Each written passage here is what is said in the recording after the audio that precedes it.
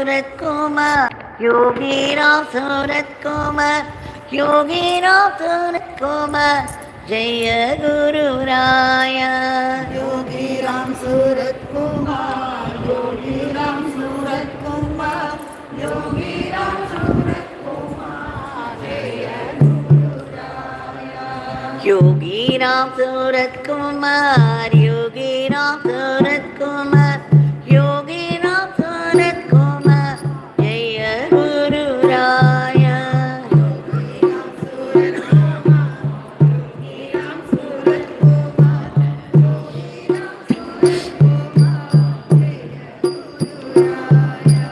Yogi Ramsuratkumar, Yogi Ramsuratkumar, Yogi Ramsuratkumar, Jaya Guru Raya.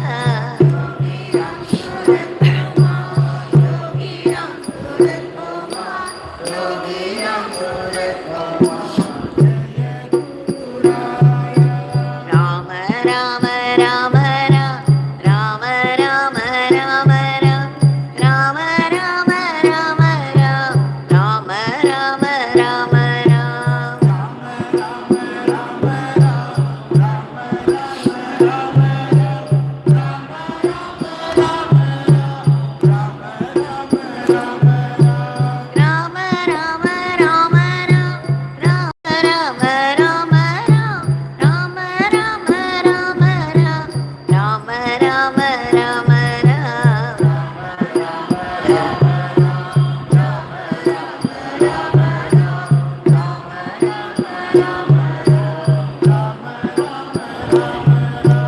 Yogi Ramsuratkumar, Yogi Ramsuratkumar, Yogi Ramsuratkumar, Jaya Guru Raya.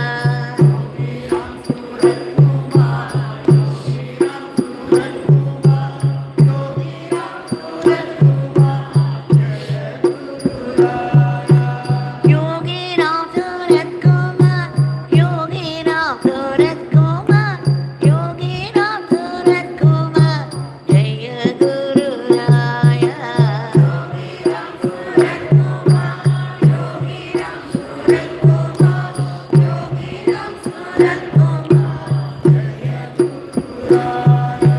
Rama Rama Rama Rama Rama Rama Rama Rama Rama Rama Rama Rama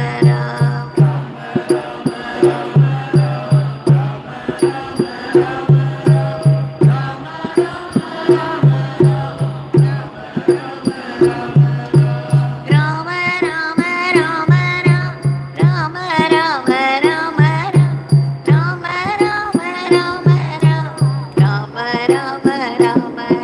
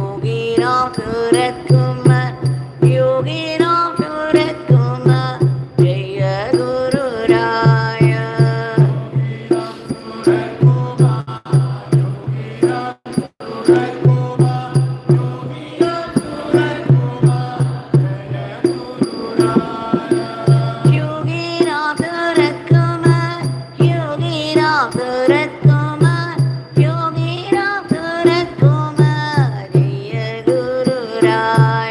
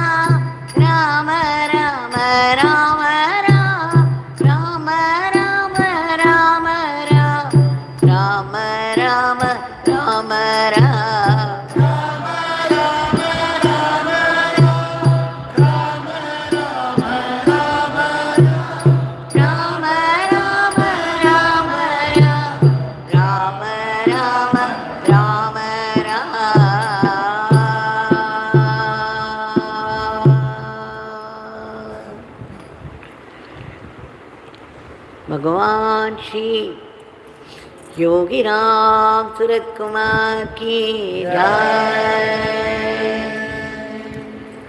Sarvam Yogi Ramsuratkumar Arpanastu.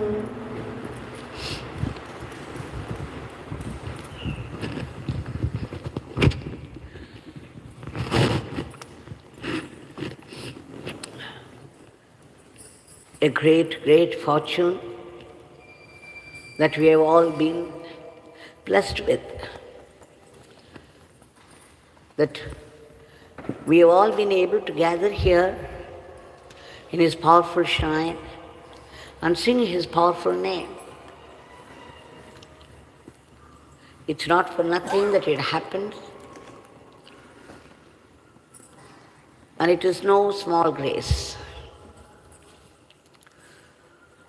In celebration of this grace, with deep, deep gratitude, we have offered the Nama lotuses at the lotus feet of Bhagwan.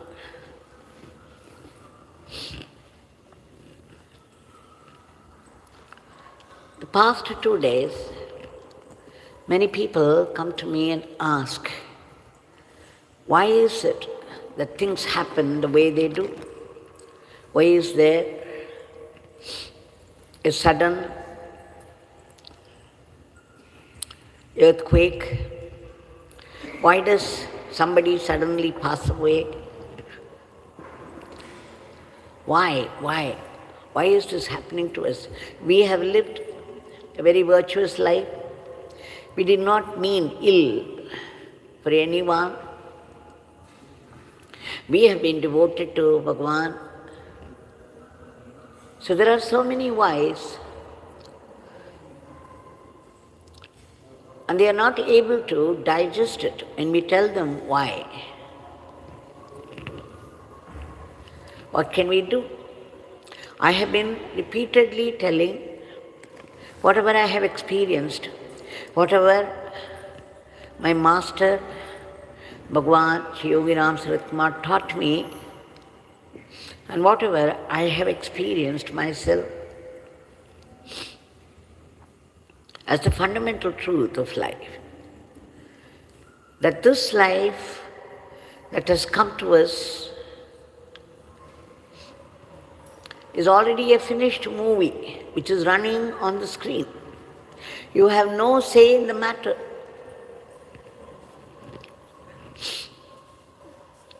You speak the dialogues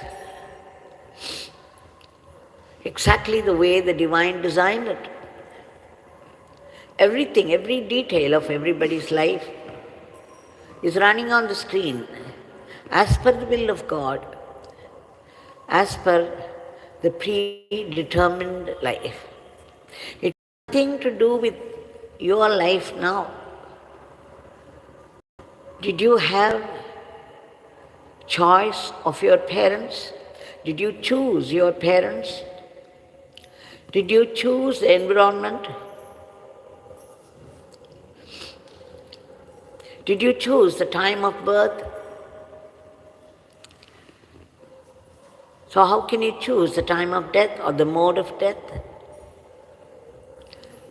There is no way you can choose anything. When you were born into this world out of the womb of your mother, you did not know who your mother was, your father was. You had no choice in the matter. Same thing happens. So if there is any untoward event or incident that takes place, it's because you've been fated to do it. Let us remember what Ramana Bhagwan said when his mother came up on the mountain and pestered her son to come back with her, promising that she would look after him in such a way that he would not be disturbed at all. For 3 days, Ramana Bhagwan did not say anything at all, and she kept crying and crying. She was the mother. She could not bear her son wearing a loin cloth, sitting there like a stone in rain and shine. And finally somebody said, "She's your mother. She's crying so much, why don't you at least write something? If you don't speak also, it's okay, but you could write and give your answer to her." And that's when he wrote, "Whatever is meant to happen will happen, no matter what. Whatever is not meant to happen will not happen, no matter what." So the best course of action is to keep silence. If you are in the Bhakti Marga, the silence could mean acceptance of whatever life brings to you. Because Yogi Ramsuratkumar Bhagwan repeatedly said, whatever happens, happens only by the will of God. And whatever happens is perfect because God is perfect. His Leela is perfect. And whatever happens is necessary for you, for your spiritual growth. So whatever happens is grace.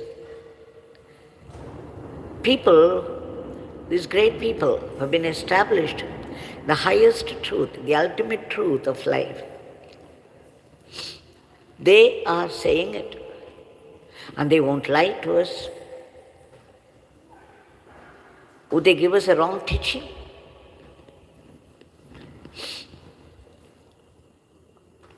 So whatever happens in this birth, despite your being very good in this life, despite your being very devoted to God,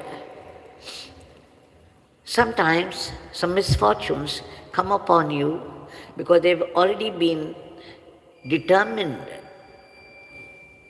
It's part of the movie of your life that has already been made by the director, the divine director.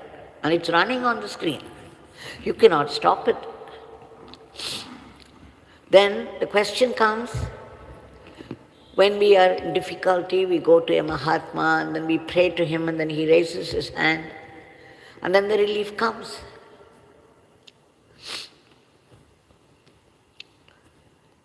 Then we think that this grace is a saving grace. So what is its place in the scheme of things?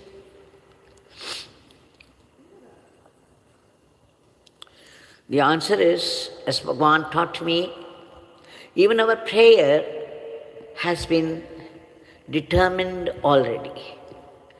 Everything about our life, every detail, be it small or big, is preordained.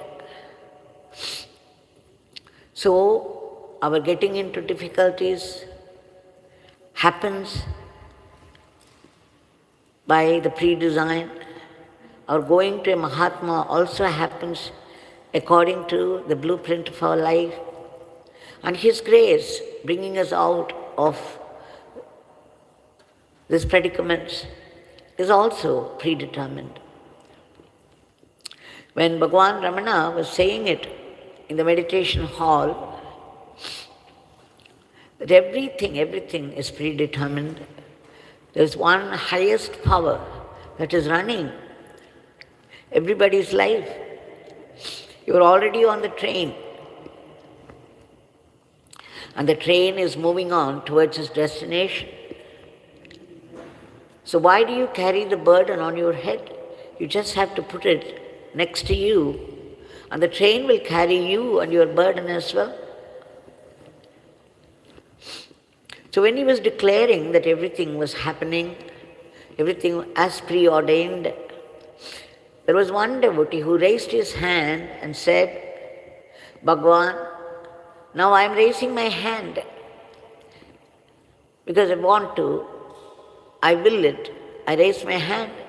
Can you say this is predetermined? And Bhagwan said, yes, even this, even the movement of your little finger is preordained. So you see, our life is a finished movie. It's running on the screen. And you cannot change the dialogue of a hero or that of a villain or the heroine. But if you think that something should change, you can always tell the director. The director may change this or may not, but that he can do only on the next release. So there is only one way out of our sorrows of life, and that is learning to accept it as a blessing from God. Because every sorrow, every suffering comes to us because it's necessary for our transformation. The miracle of transformation is the goal of life.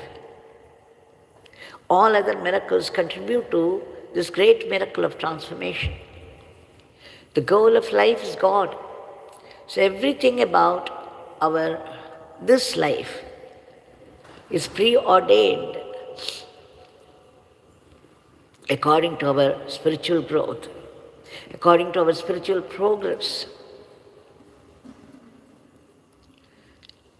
And so we should learn to accept whatever life brings to us as willed by God, and that it carries not only the effect of our past karma, but also a blessing for our spiritual progress.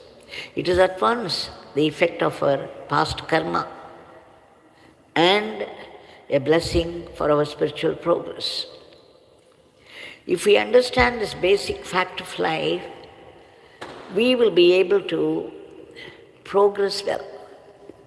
Otherwise, we would fall into depression, and we won't be able to enjoy the blessings that we already have.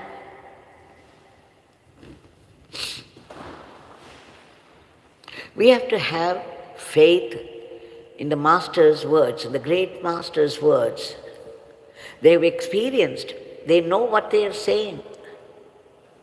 They're established in the highest truth of life. So this is where faith counts. It is karmic effect. If we have a joy, it is because of some good karma of the past. If it's a sorrow, it's because of some bad karma of the past. Whatever torture we go through has been given to somebody by us in our previous birth or in one of those previous births. It has to come back to us. Even a single word, a word of praise of somebody will wait around to come back to you at some point as preordained. The word of abuse will come back to you too, and generally at your most vulnerable moments. So do not think that nobody is watching you. God is there watching us all the time. And where is He? He is not by our side or in the heavens. He is right inside you. He is the consciousness in which your very life is running. He is the screen on which this already finished movie of your life is running. So this Chaitanya, this indweller God, is watching you all the time.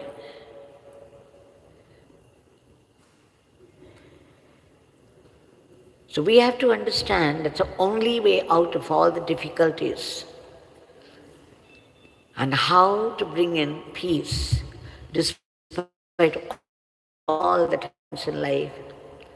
Remembering God. Only by remembering God. Remembering God, because everything happens only to push you towards God.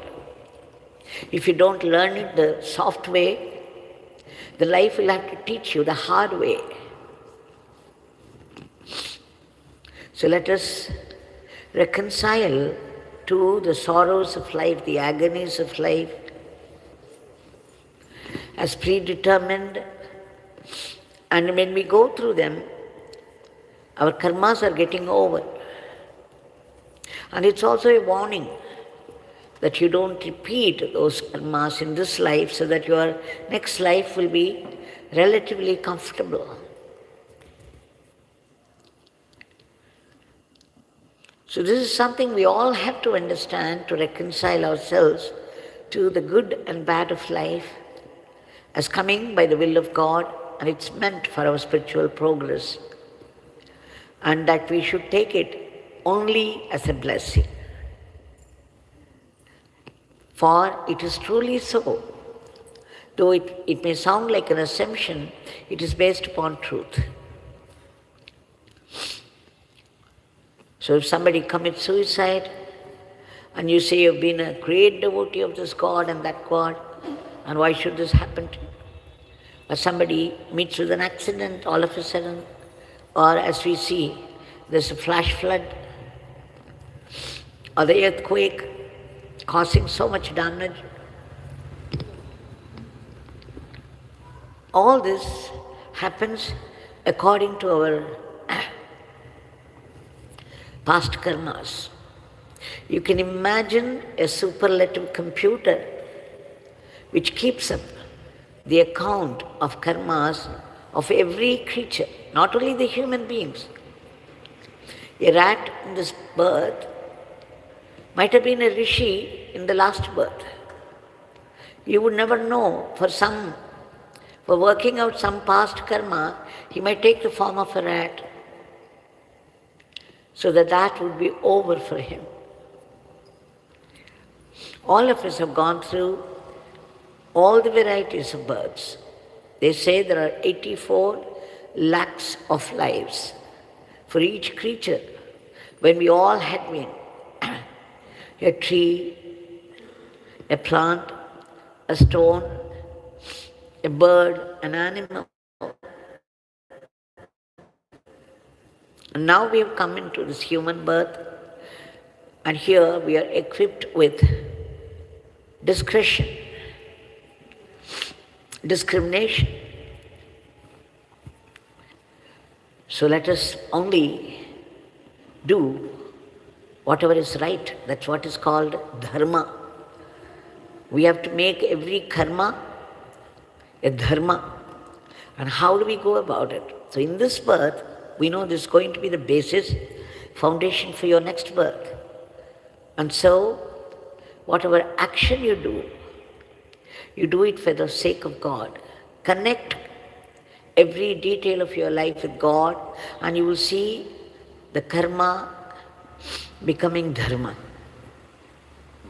The minute you understand the fact that He is running your life all through, every detail of your life is being arranged by Him. And so whatever arrangement that He has done is the best that can happen to you at that moment. There is no better alternative. Yogi Ramsuratkumar Bhagwan used to say, wherever Father has placed you, that is the best place for your spiritual progress at that moment. And similarly, whatever happens at any moment in life is the best that can happen to you at that moment, and there is no better alternative. In thinking that there is a better alternative, we suffer. So most of the suffering that happen in our life is mental suffering, and imagined suffering. Along with the physical suffering, physical pain may be very real, but the mind also is pulled down, and then the mental suffering makes it even more acute. If we are very clear about the basic facts of life, and if we are positive, connecting every detail of our life with God, and look upon everything that happens as the best that can happen to us as designed, as per the will of God, you would see how fast you progress spiritually. So let us all follow the words of the great masters, Ramana Bhagwan, Yogi Ramsuratkumar Bhagwan. They have very clearly said so, that Father alone exists. There is nothing else, no one else. And this Father has become all the forms of life. So every form, be it a human or an animal or a plant, it is He who is playing the role, and He does it to perfection. You and I don't exist, but then for His sport, as they say, He has put this Maya in us. What Maya? The identification with the body, that I am this limited body. I'm confined to this body. And that's why anyone connected with the body, they become our relatives, father, mother, sisters and brothers. Anyone who is connected with this biodata, they become our friends and relatives. But in truth, it's all based upon the wrong identification, the identification with the body. It is He, the infinite indweller, who is running everybody's life with every detail to perfection. So in fact, He is the sufferer. He is the loser. He is the one that gains. It is He who is going through every reaction. But as you evolve by connecting with God more and more and more, you will finally come to understand that you never existed as a biodata. If there is the identification with the body, then it can only be an instrument in the hands of God. So think that you are a machine being operated by the indweller operator. The divine puppeteer is pulling the strings of your life. So you are a puppet in the hand of the divine puppeteer. If we are rooted in this, no suffering can affect us. So let us remember, bring this to our mind again and again, and make it our truth also. We shall now offer our today's prayer at the lotus feet of Bhagwan. Bhagwan, we beg you again and again, a million times, for your immediate divine intervention to bring forth a dharmic normalcy to the world. The world as it is today has so much violence dominating it. There is no peace or unity. There is only growing enmity between people and country and country. There is already the war going on with all devastating effects. And there is no of any kind. People just live as they choose and then create a philosophy of that. And there is again the diseases, the cruel diseases that attack us all of a sudden. And then the violence of nature. It's very frightening to see as things happen. Since our prayers are also arranged, since we feel that we should pray, it is definitely arranged by the divine and it has its place in the scheme of things.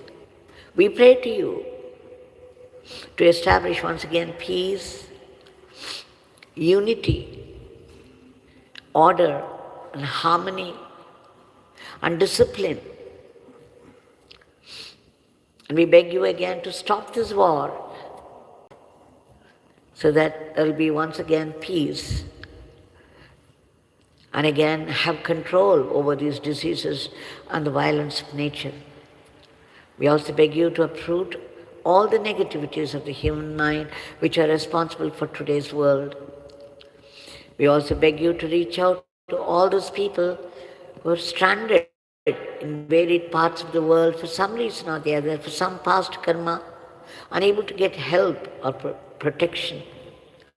They may belong to different countries, speak different languages, and of different religions, and yet we beg you to reach out to them and do the needful. We beg you, Bhagwan, to protect all those unselfish people who have been working very hard for the welfare of the others from unhealthy criticisms and aspersion. We also beg you to promote the economy of the country and the growth in varied fields of activity so that India would reach that highest status of world teacher and conduct the whole world in the path of dharma as predicted by the great masters. We also pray to you in all earnestness and sincerity for ceaseless chanting of your powerful name, and that with joy, and unbroken remembrance of your leelas and teachings, so that we assimilate it into our system and make it our Atma Shakti. We beg you, Bhagwan, to bless us to be only sattvic instruments in your hands. We don't want to be evil instruments in your drama, the eternal drama of creation. Please bless us to run our everyday life as an offering to you and not to be caught by the temptations of Maya. We also beg you to bless us with that ultimate state of peace and bliss. But then we need to be purified because there is so much fear, anger, passion, sorrow, and growing desires and jealousy.